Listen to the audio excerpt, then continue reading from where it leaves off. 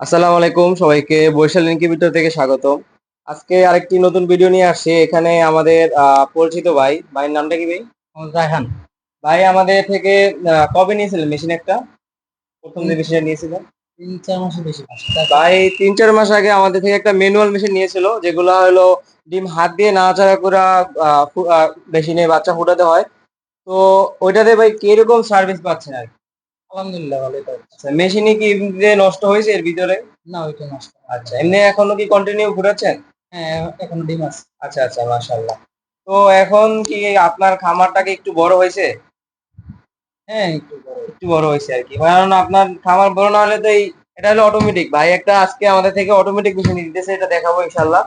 তো বড় না হলে তো আসলে অটোমেটিক মেশিন নিতেন না, এটাই স্বাভাবিক নাকি ভাই? জি।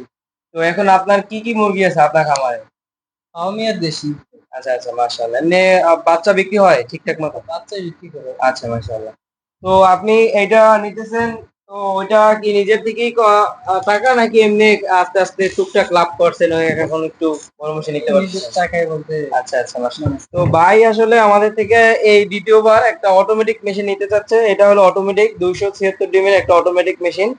তো সবাই ভাইয়ের জন্য দোয়া করবেন। আর আমাদের বরিশাল ইনকিউবেটরের জন্য দোয়া করবেন, যাতে আপনাদেরকে অল্প টাকায় আমরা ভালো মানের মেশিন দিতে পারি। সবাই ভালো থাকবেন। আসসালামু আলাইকুম।